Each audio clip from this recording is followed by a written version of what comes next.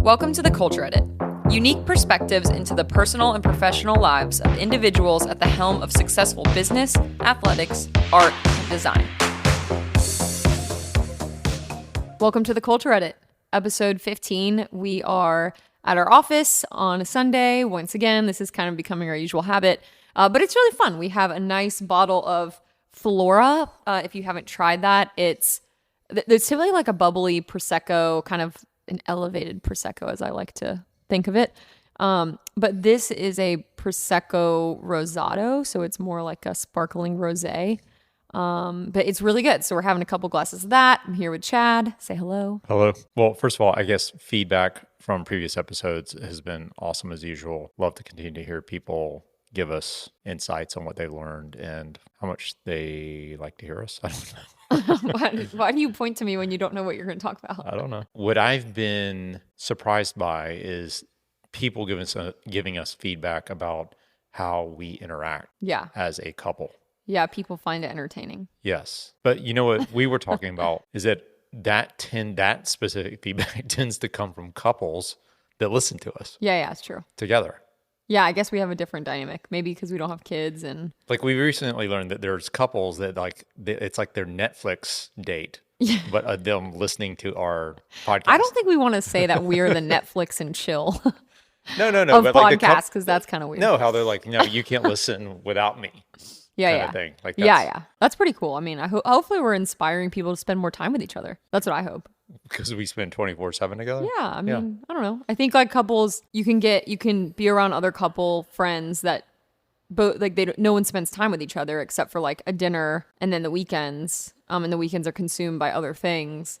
And so I hope that us being able to work together and spend time together and show that like you don't have to have, especially for the younger listeners, like you don't have to have a traditional, like we get married, we have kids, we do all like, there's nothing wrong with that. But I'm just saying, especially for my younger women listening, because I know you are, you don't have to have a traditional anything. Like you can definitely you can just have whatever you want. Just get whatever you want. Yeah. Do whatever you want. That's the motto of it all. Okay. So I hope that's what you're ending that. I was just wondering if you're going to go down your speech about that, but I'm glad we're just going to stop there. I don't know what speech that is, but about like what society forces you to do. Well, I think that's like so talked about all the time. It's more just like do whatever makes you happy, which I think a lot of people are doing that now. That's why people have kids later. That's why people are traveling more instead of buying a big house. Like everyone's reprioritizing. So anyways. Like when women used to ask you when you're going to have kids. Yeah, I mean, I'm really lucky that I don't get asked that. Our dry cleaner asked you. She's a woman. Like elderly now and not from this country. And might be from a country that's like she asks you every time you go in. She said she didn't want to continue to take my pants in just in case I got pregnant the next year. I told you, I think you need to just keep responding like, I can't, and start crying. I can't do that to her. She's very elderly. Again, not from this country, not the same upbringing from like a family dynamics perspective. Like she definitely comes from a place where having kids is everything. Yeah. So I respect that. So with the feedback theme, I want to know who our Melbourne listeners are. Has to be Wahoo people. We see you. We don't know you. Please send us a message. Yeah, send us a note. Because there's like lots of people in Melbourne, Australia listening. I thought maybe it was Wahooligans. It could be. I mean, it totally could be. Yeah, but if you're in Melbourne and you're listening, please, send us a message. We'll send you a hat. It might be like the most expensive hat we've ever shipped to anyone, but we'll do it. Yeah, we'll send you a Culture hat for sure. Do you want to give an update on your injury? Injury update, week 3, making a lot of progress. This was the week of the progress for sure. Now I can type now. It's a bonus for work. I can walk to work without pain relatively. Friday was the first day I didn't wear a brace with my arm strapped to my body, and we went out to dinner with JP and Linda at Del Bar, which I know we'll talk about. But yeah, I'm making progress. I've been to the gym last 2 days on the recumbent bike. Everyone keeps asking me, why aren't you on the trainer? Are you on the trainer yet? I can't reach the trainer. I can't reach the bars. So we're not there yet, but it's now just the collarbone and the elbow. And I've got probably, what would you say, 70% like mobility of my elbow? Yeah, about that. Yeah, 70% mobility of my elbow. Why don't you just sit up and ride the trainer? Just like sit straight up and ride the trainer. How long is that going to last? I mean, I do it when I'm like on my phone. No, that doesn't work for me. Oh, Yeah. why? I don't understand. I could just go to the gym and do the recumbent. Oh. I did try to start to do some like rehab stuff today, and that was a disaster. Was it the rehab or was it the recumbent? The rehab, like I tried to like start doing some band work with the shoulder. I just don't have enough mobility yet, and Yeah. it messed it up more. But Typical Chad fashion. yeah, it's getting better though. It's definitely. I feel like we're rounding the corner. Like the next few weeks are going to be really fast, which is good because this week I got to go to Texas, so I'll be traveling with a broken collarbone, but it'll be fun. Yeah, I appreciate you doing that. Yeah, thanks. It has given me though, like we were talking about this, being injured like this. Well, first of all, being injured at the very start of college football season has been incredible because I probably haven't paid attention to college football in 10 years. But being, from Tallahassee and growing up, going to all the games at Florida State, then going to Florida State, like it was a huge part of my life, and it hasn't been for a long time. So to be able to watch college football again has been pretty cool instead of just like riding my bike all day. But also I've been going down a memory lane of movies. Do you know this? Yeah, you told me. Yeah, like after you go to bed, Nikki goes to bed at 7:30, so You I've got go a to lot bed of at time. 9. I've got a lot of time to watch movies, but like I watched Point Break this weekend, like by myself. That movie holds up. It's like one of my I favorite think movies. Goose just needs to come over like at 9 and just stay up And all night watch watching movies movies with you. Yeah, Because he stays up till like 3 a.m. every day. but I just want everyone out there that is my age, around my age, go back and watch Point Break. I mean, Keanu Reeves is still a terrible actor. How do we know how old you are? Well, I'm going to turn 48 this coming weekend. I'll be 48 years old, which is hard for me to say. But Point Break, like Keanu Reeves is terrible in the beginning. It's like he learns to act through the movie. But Patrick Swayze in that movie, I mean, it's just like it holds up. It like to this day, it still holds up. So watch Point Break. Lots to learn there. But watching old movies, The Departed. What else did I watch? I've watched like so many old stuff, like through this injury. So that's been I'm looking for silver linings. You're looking for the silver lining. Yeah, I'm looking for silver linings. So college football, no NFL, but college football, and coincides with the Seminoles being really good and beating Clemson yesterday. So Yeah, that was fun. exciting. Yeah. So this week, Yeah, this week was a pretty long week.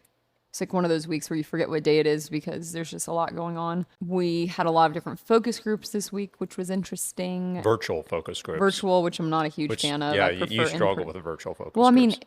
if you have, I actually don't even know if I have ADHD. I just say I have ADHD. No, you do. I feel like at this point, why get diagnosed? Like, I'm not going to take Adderall, but it's really hard to focus on like a virtual focus group because Hard to focus on a virtual focus group. yeah, it takes the focus out of focus group. Yeah. But it was fine. We did that, and then but we did Are have you, fun. so you're impressed with my ability to focus on a virtual focus group? Well, you don't have ADHD, Yeah.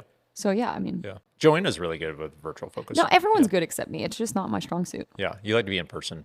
I like to be in person. I take notes, like a ton of notes, which keeps me focused. That is my trick, is like I basically transcribe the Yeah. entire conversation to Yeah. force myself to focus. So, but one highlight of the week was the party we went to Yeah, the Foundry. it party was on a Thursday. school night too. Like that was School unusual nights for are us. really hard for me, but it was fun. Yeah, so the Foundry is a commercial real estate group that our good friend Scott DeMeyer is a part of, and they had their annual party, which happens to be right next to our office. So we're in Studioplex, Towers. and they're in the Junction at Krog, brand new Yeah. building, and they had their strangely themed pirate Tortuga. I asked, are they from Tampa? So all our Tampa listeners, like you're used to. They're from Orlando. Yeah, Tampa listeners they're totally used to pirate themed Yeah. stuff because that's like Tampa is pirates. Yeah. But no, this was Tortuga pirate themed in urban Atlanta. It was really weird. It was interesting. No, but no one was dressed up. I thought maybe someone might be dressed up by. They did have a good band though, They had a great band. like an They're- 80s throwback band. Yeah, 70s and 80s. They were really good. They were playing Hall & Oates and the Eagles. Like they were really good. We need to find out who they were because we could use them for a party. Yeah. But yeah, thanks to Scott for inviting us to that school night party. It was a lot of Way fun. too much wine. Too much wine. We got to hang out with Bhargava, B Chill from Chill Studios for a long time. Yeah, that was nice it to was catch up. Nice to see him for a long time. He'll be on the pod at some point. Yeah, he's definitely going to be on the pod. If you don't know Chill Studios, look them up. Yeah, go or- give him a follow on or Instagram. Be Chill on Yeah, he takes amazing pictures of sunsets behind the city. And a lot of other things besides sunsets. Okay, I know, but that's my favorite things that he does. He's taking some great pictures of us, actually. For sure, yeah. Yeah, and our dogs. It was fun. Commercial real estate group, not our crowd. Like, we didn't really know a lot of people. Not for us. It was like completely new group. We So felt it like a little bit fish out of water, but a little bit, yeah. Everyone knew each other except for us and Bargabud. yeah. Tamara. Well, and it was nice because we got to run. We ran into Heath and Stephanie from Lion Chaser. That was unusual. We ran into people who like we wouldn't have expected to run into because we didn't know anyone at this event. Yeah. So we really didn't expect to run into anyone we knew. And then we ran into two people that also aren't in the industry, but we're at. Well, I guess Stephanie she is in She's the in it, industry. yeah. But Heath's not who, and I know him through Lion Chaser, the gym that he owns the gym that I go to. Yeah, so it was listeners- like a nice surprise around every corner of like seeing people. Yeah, listeners would know Lion Chaser from previous episodes because you talk about Lion Chaser all the Yeah. time. It's like, and I told Heath, I was like, they've done everything right Yeah, when it comes to that gym. I mean, Saturday I went. I didn't go this Saturday because I did a group run.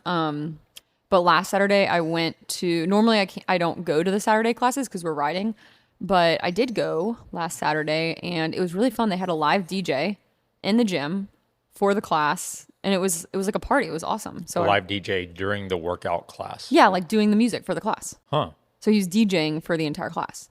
So they're like pumping you up. Yeah, it was really fun. Oh. I liked it. I had fun. That's cool. Yeah, Oh, I need to do that. yeah, highly recommend. Okay. Maybe when I'm not broken. Yeah, I think Heath was pretty surprised by how broken I looked. Sad. But we also got to meet Beam from Atlanta Influences Everything, which I know Scott's been trying to introduce us for a long time. So to get me, well, I mean, we talked to Beam for a long time. Yeah, we did. And if you don't know them, check out Atlanta Influences Everything. It's a brand. And it's a very influential brand here in Atlanta. And Yeah, like now that you hear it, you'll see people wearing it around town. We saw it everywhere. yesterday. Yeah, we saw a guy yesterday out at wine tasting. Yeah, we were at Vinoteca, and there was a guy wearing Atlanta Influences Everything.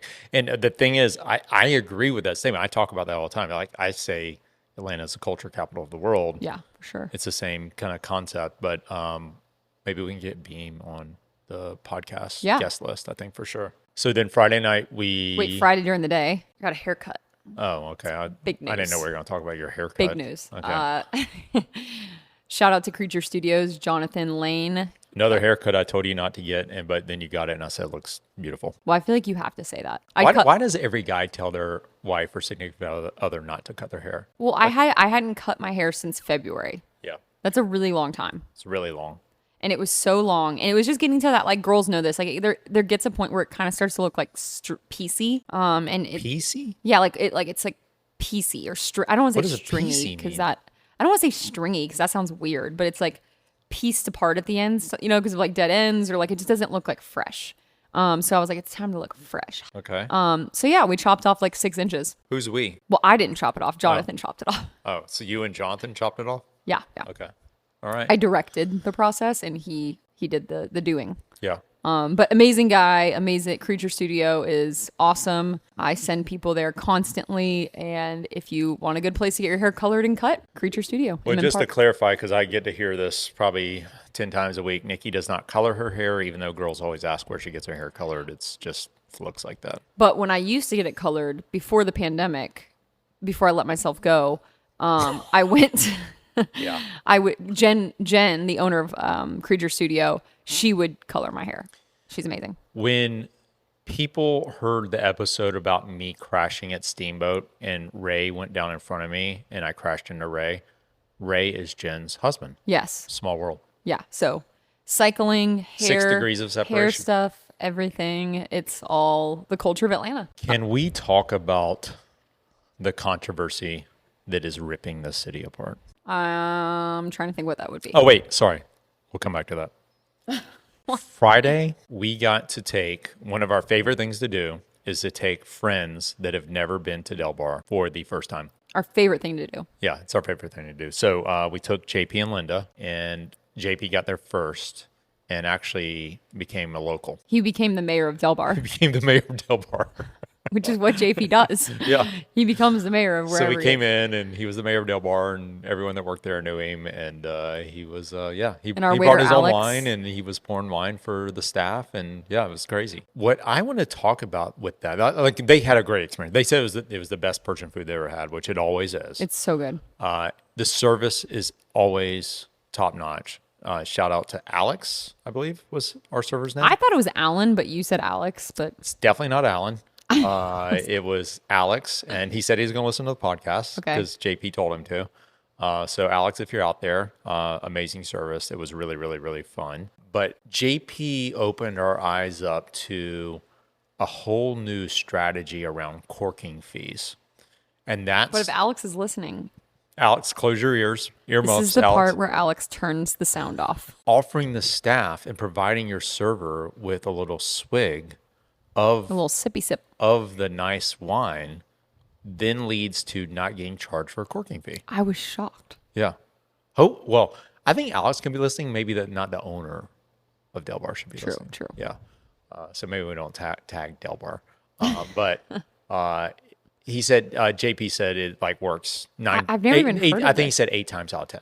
I've never heard of this, but it's genius. So bring your own nice wine that you want to drink because life's too short to drink shitty wine. Give a little sip to the server and you don't get charged a corking fee. We didn't talk about the run club yet. Everyone knows Nikki is now a runner.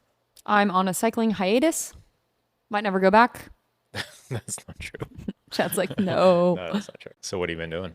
I've been running. And so I went to my first group run on Saturday with the Atlanta Run Club. Solo. You were nervous. I was so nervous. I didn't sleep. Yeah. Because, like, I don't know. Like, I get worried. Like, what if no one likes me? What if I'm not popular? Yeah. Not that I Even don't need Nikki to be popular, has but imposter syndrome. I have imposter syndrome of, like, being confident. Huh. Like, people always just assume I'm very confident in everything I do. And I will say that in a lot of situations, I am confident, especially, like, work, business. Like, I don't get super nervous around anything regarding work. So this is like the opposite of most people. This is the opposite. Yeah. So I have no anxiety around work, presentations, pitches, public speaking, like maybe a little bit around public speaking, but like more like butterflies in the belly, but not actual anxiety. But social, It's because we practice public speaking. That's why. And it's like how I grew up, but Yeah. social situations, I get so anxious. Yeah. I think it's because I was bullied really bad when I was a kid, but I was so nervous about showing up to this run club Did solo. anyone bully you? No one bullied me, but Oh, good. So it was fun. yeah. But you can't like unlearn some things. Like sometimes it's just burned into your like soul. So Atlanta Run Club, is that what you said? Atlanta Run Club. They're really cool on social media. So basically every time I was walking the dogs on Mondays evenings, I would see this like massive group of 1,000, not really 1,000, but like hundreds of people running down the belt line. Or if we're walking home from work, they just like swarm us. And so it kind of caught my attention because it looked really fun. So they have a Monday group run, they have a Thursday track workout, and then a Saturday group run that meets at Piedmont Park. So I did I think it's an evolution of the run group we used to do on Mondays from Lululemon. I I that think so. Charlie led. I think this is the evolution of that. Yeah. So I showed Yeah. up to this. It was really great. Everyone was very nice. I mean, I just went up and just kind of said, "Hey, I'm new here." Yeah, And but you then, said like, everyone was new. Yeah, like half the group was new, so it was kind of nice. I met like a bunch of girls that were really cool. Yeah, so it was fun. Yeah, it was really fun. Okay. Highly recommend. And you're going to do it again tomorrow night? Yeah, I'm gonna do it tomorrow Monday night. Yeah. Can we talk about the controversy that is ripping this city apart? Ripping America apart. Well, it's ripping the city apart. I think America hasn't quite realized what the ramifications are yet because they don't live here, and most of them aren't affected. It's coming though. It's coming. It's really bad. The ripples are turning into waves. Yeah, I mean this is controversial. We don't What's the normally saying? do Like someone controversy. skips a rock, like across like a country and like the other No, side of the world. it's a butterfly. Oh, It's the butterfly effect you're talking about. okay, wrong. It was an metaphor. Ashton Kutcher movie in the I thought late there was something 90s. about a rock skipping a rock. No, it's the butterfly effect where a butterfly flaps its wings on a pond in South America and it ends up causing the world to blow up. This is more than a butterfly. It's pretty significant, especially if you live here, you work here, you travel a lot. And I think it starts with Tom Brady. I blame Tom. Yeah. Blame Brady. Do you want to explain what we're talking about? So we're talking about the new changes to Delta's Sky Miles rewards program, Yeah. or their loyalty program.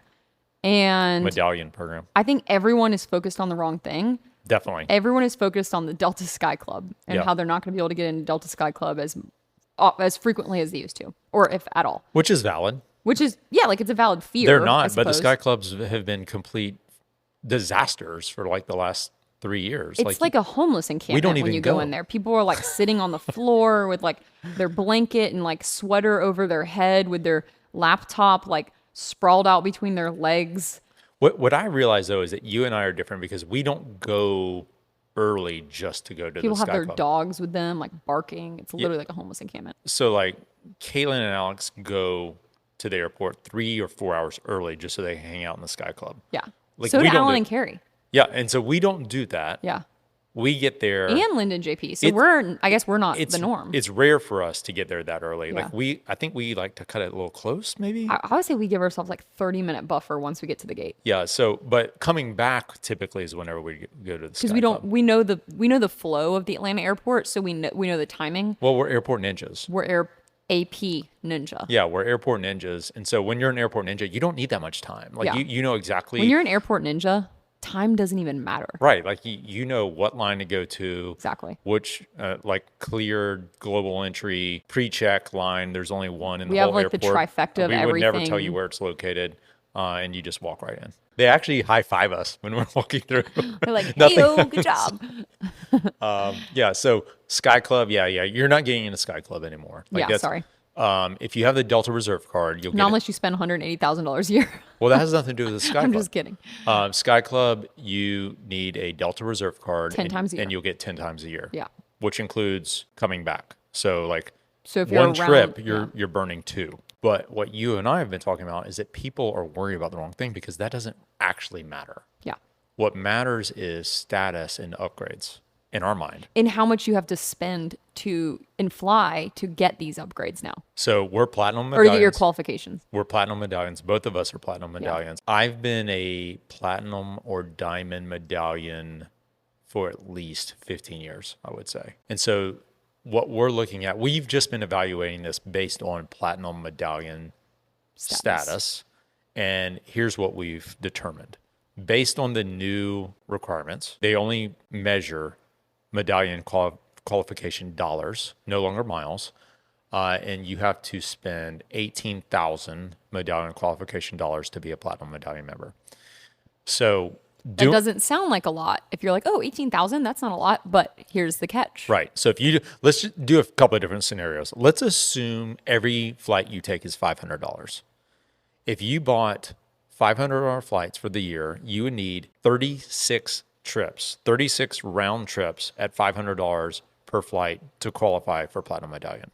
Now, there's an asterisk there. The asterisk is it cannot be basic cabin. Basic economy doesn't count towards medallion So qualification you could be dollars. flying to Europe and spending $1,100 on a economy, 1,800. $1,800 on an economy cabin, and it will not count towards your miles. You have to do main cabin or above. This is literally an asterisk in the new policy. Yeah, which I don't think people are going to realize. No. So they're like, No. oh, I do 2 trips to Europe a year, like it'll be fine. And then, Nope. but they're just booking the cheapest European trip. Yeah. So you're not getting that. So then other people are thinking, okay, well, And it says basic or economy cabin or similar fares. Right. But doesn't disclose what it doesn't define what does that mean? we've gone into the policy. They don't define what similar fares means at all. Sketch. Yeah, very sketchy. Sketchy. Tom. So everyone would think, well, okay, well, my American Express will get me qualification dollars.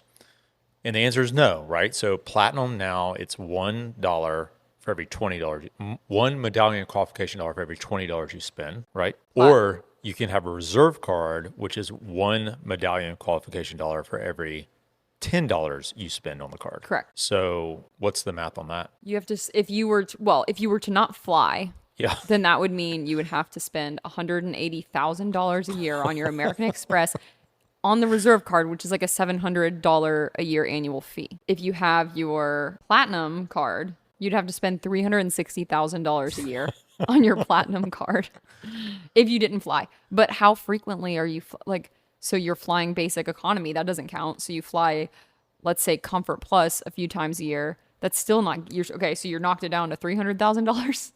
So immediate backlash has been terrible. Like have you looked at their Instagram? No, I haven't. I looked at their Instagram. They've tried to like post like all these like different like kind of inspirational videos, like taking off to your dreams and stuff like that. And it's like 2,000 comments of just getting blasted. So then they've gone back now. It's been a week now. They've provided different scenarios, you said? Yeah, so they have different scenarios, which Like how you can earn status. Like And this is even worse. It's like actually worse. It's like when you encounter a really rich person that tries to explain to you why doing something a certain way is like the best way, but that way is only affordable to someone that has their lifestyle and their income. And you're like, sure, yeah, like that mansion in Bali where you stayed, like that would be really cool. And like YOLO, yeah, you do only live once, except it's going to take my whole lifetime to be able to stay there if I worked every day. So like not reasonable. Okay, give the scenarios. So A couple of them. how Megan earns platinum, 18,000 MQDs a year. She flies 1 to 2 times a month for business, mostly domestic, with the occasional international trip. The occasional international trip. International trip So she's flying 24 weeks a year. with the occasional international trip. Okay. A summer trip to Europe with Delta Vacations. We'll get there's 2 asterisks. So Okay. like when you see the double asterisks, like you just it keeps getting worse. Like stop adding asterisks. Like it makes me anxious. We're gonna dig into the asterisks. So then the third thing is, on top of the summer trip to Europe with Delta Vacations, she spends $5,000 per month on her Delta SkyMiles Reserve American Express card for the entire medallion qualification year. Now, let's dig into the double asterisks. What is Delta Vacations? Assume Megan paid for a round-trip vacation package for a family of 4 from Atlanta to Paris. Family of 4 Family to of Paris. Okay. Family of 4. All passengers book a Y-class main cabin fare or better on a flight marketed and operated only by Delta, where the total package price is approximately $8,300 before taxes and fees. Okay. So really, it's like $9,500. Yeah. So that's a lot. It's a lot. What happened, I think, was a rabbit hole over a course of many years where Delta and American Express were in a partnership that became one-sided, right? And so American Express was looking to incentivize people to get cards and to pay fees for cards. And what we found is that American Express ended up paying Delta $5.5 billion a year. And well, that was in 2022 as a result of how much they were getting from these fees and cards. But I think Delta decided that it was impacting their brand and their loyalty program so much because they had so many people that had status that weren't actually flying that much. But I think the correction is pretty far off the mark. Pretty far off the mark. And I think they're going to see, especially in Atlanta in particular, because this is the hub and we all fly Delta. We don't even consider flying. We don't actually, like, I think it would shock people around the world. We don't look at other airlines. I've never had any other account besides Delta. We've never looked like at no another. other airline knows I exist. Right. Isn't that crazy? Yeah. Like, I think other people around the country and around the world would be shocked by that. But people from Atlanta do not think about a different airline other than When I Delta. hear people not flying Delta, I'm like, wait, what? Yeah. Why would you fly anything else? Yeah. But now, I mean, so what have we done? So since this has come out, you had a platinum card. We canceled that platinum card because it was pointless for us to have a platinum card. I got you. We had a Delta Reserve card. So we got you on the Delta Reserve account, and then we have a platinum business account. I think you're going to see more people canceling cards and trying to consolidate, especially on the family side, to make sure that they're putting spending power into getting that status. But I think also what you're going to see, which we've talked about for the first time in our lives, when we fly to Miami, maybe we don't need to fly Delta. Or New York. Or New York. New York, yeah. Like a lower priced flight to it's an hour to Miami, it's an hour and a half to New York. That's going to be typically we would book basic economy because we would get upgraded to Delta Plus or and it first doesn't really class. matter if like, and it also doesn't really matter to like be in any of the higher classes if it's an hour flight. Like it's not a big deal. But we always would get upgraded. That's why this is a big deal because we're more concerned about getting upgraded than we are about Sky Club. the stupid Sky Club. Yeah. And I know we're in the minority on that. Anyway, I think that's what's going to happen. I think Delta has way overstepped their correction on this, and I predict. Well, I would like to have Ed on the podcast, so I think we should try to talk to Ed about this. But we probably guaranteed we're never going to have Delta as a client now. But I think they've overstepped a little bit. I think they're going to revise this policy. I blame Tom. So that's our controversy of the week. Another kind of culture related thing, considering Chad has had so much time to watch football, it's got us really into following, like everyone else in the nation, Deion Sanders, coach. I thought they were saying Coach Crime, but they were saying Coach Prime. Some might say Coach Crime. I think if you're from Miami, you say Coach Crime. I thought they were saying that this whole time, and I was like, Prime. what crime I'd has he explain to committed? Nikki it was Prime Time. Like that. Prime That's Time. his nickname is Deion Prime Time. Yeah. So, Yeah. But what he's done with that team, obviously, is, I mean, they Colorado. did lose. They lost this week. I mean, I think he knew that was bound to happen. Like, you can only do so much with the talent that you accumulated over 6 months versus like years, which is what other teams have. Yeah. But the fact that they're the number one watched sports team or college football College team, football. Yeah. is it just this year or like in history? With It was- you know the stats, I don't know. It was the most watched college football game, I think, in history was last week. So, what we were talking about is I think it's only a matter of time before people start thinking about how to align what Deion has done at Colorado with what CEOs or executives could potentially do at organizations, right? And he's taken a team that has been a perennial loser for a long time. They won one game. They've got some history of winning. Like they tied Georgia Tech for the national championship in 1990. They've never been good. Yeah. They've always had great uniforms, but they've never been good.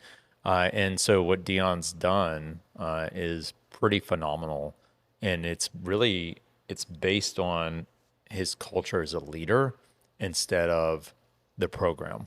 So these kids have followed him from Jackson State, which is where he was. He already recruited 5-star kids that decided not to go to Florida State because they wanted to go to Jackson State because of Deion, because of his personality. And I think that's something that I could see in the future also happening with executives and organizations. And I think as more people, more leaders get more comfortable with cameras in their face and microphones in their face, that's going to be more part of executive strategy, quite frankly. I think what Deion's done is going to carry over. I would have never in a million years guessed that Deion would be capable of doing this. I mean, obviously he's a Florida State Seminole. I've actually met him. I don't know if you know that. I met him at Bobby Bowden football camp when I was 12 years old. But he was a character back then too. If anyone is really interested about seeing something really cool with Deion, Google the Seminole Rap from 1988. I think it's what he's doing is really special, and it's going to be interesting to see what happens. I mean, obviously Florida State has Coach Norvell, and we're 4th-ranked team in the country, and I am really impressed with that guy. I see him as an NFL coach one day. So when he goes to NFL, it might be interesting to see what Deion does with Florida State. Just saying, I don't know. But can you even hear what you just said? Yeah, Like Nikki doesn't have headphones on, so she can't hear me. I think a lot has to do with the trust that the students, the players have in him as like a personal brand. They just trust that this guy isn't going to take no for an answer Because he's had so much success. because they've had, He's a Hall of Famer in the NFL and college football. yeah. I mean, I think it's Yeah. an example of how more leaders need to be confident in their decisions. And also, I think not taking shit if they make the wrong decision. Like sometimes you just make the wrong decision, you acknowledge it, you get past it, and that's it. And you don't let I see a lot of leaders that struggle with when a decision that they make doesn't quite go exactly how they thought it would go. They let the very small minority of like naysayers or negative people make them think that it's everyone that feels like that. Yeah. And I think Deion is a perfect example of how there's a lot of naysayers Yeah. about him, but he lot of doesn't even secret haters club. He doesn't even let it phase him. No. He doesn't even care. Like his press conference last night at the end of the game after You were losing really impressed with that was press conference. phenomenal. Yeah. He was just like, "Yeah, we got our butts kicked. Yeah. It is what it is. It happens. It happens. Like we're not giving up. We're not shutting down. These guys, like the guys are in the locker room. They don't have their heads hung low. Like they're ready to get out and practice even harder." Yep. And I just think that he could let the negative people really get to him, but he doesn't. And that's what builds that trust. And, you know, what we talked about last night was it's almost like extreme authenticity that he has with a microphone in his face and a camera in his face. That's the difference. Like, you don't see that often. Like, there's not many coaches that have a camera basically following them around 24/7 and just being themselves. They're not confident enough to just be themselves like that. And that's what these kids love. Like, they absolutely love it, and they will do anything to be a part of it. Like, when I see someone that's like really high energy and really, like, let's say like the Atlanta Run Club, I see a girl or a guy who is like on social media with the Atlanta Run Club, and they're so confident, and their energy is so high, and they're so positive. I am so drawn to that. That's what makes me want to show up by myself to the Run Club. Wow. I don't know anyone there. I don't even know who these people are that are really positive. They could be like total weirdos, like, for all I know, and they're just really good in front of the camera. But it's that positive, high energy that draws the average person to you. Yeah. And so I think as a leader, even if you're really uncomfortable, if you don't have that positive energy on a pretty consistent basis, you're never going to get like the real followers. You're never really going to have people 100%. It's going to be interesting to continue to watch the season. And I think it's also going to be interesting to see how this translates to other industries and genres and leadership styles. I do believe that this is, and like, think about like what we're doing here, you know, doing the podcast and talking about as much as we talk about. I think that's what's needed we know this is what needed for the next generation workforce, to care about people in jobs and employers and what they're trying to accomplish. Yeah. So we'll continue to watch Deion's journey and see how the rest of the season plays out. Yeah, it's exciting. But I think, you know, that's really all we had to talk about today. We have a really, really, really, really, really, really exciting guest next week. Yeah. So we've already recorded. It's going to be fun. Yeah. There's no doubt in my mind, everyone listening right now is going to be blown away by the episode next week. Everyone's going to be able to take something valuable out of the conversation. 100%. That's the main thing, is like, there's so many nuggets. There's valuable so many, and inspired. Yeah. Just what we were talking about, a leader that truly inspires. Yeah. That's this person. And I'm personally really, really excited about it. I know Chad is too. So definitely tune in. Yeah. So also subscribe, follow, share. We really appreciate everyone doing that. And it helps a lot. And we continue to be blown away. If you share on your Instagram or Facebook and tag us, we'll send you a hat this week. This week only. Tag Nick Chad, Chad, or me. D Chads. Yeah. Okay. Yeah, we can do that. If you tag us this week, we will send you a hat.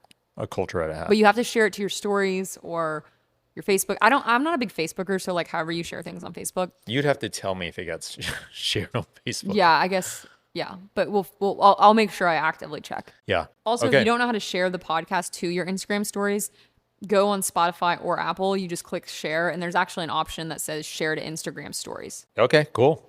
All right. Well, that's a wrap on episode 15. So yeah, Sunday afternoon. Nikki's going to do some editing now, and then we'll walk back down the Beltline. Hope not to get hit by a Beltline training warrior on his bike, going as hard as he possibly can through hundreds of people walking. Have a nice Sunday.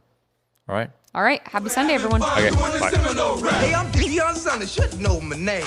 But if you don't, then I'm not to blame. I got world-class speed with moves to spare. You throw it my way, you know I'll be there. You see, I play my best when the game's on the line. I guess that's why they call me prime time. Some call me cocky, and I know that. But this I got to do, the Seminole Rap.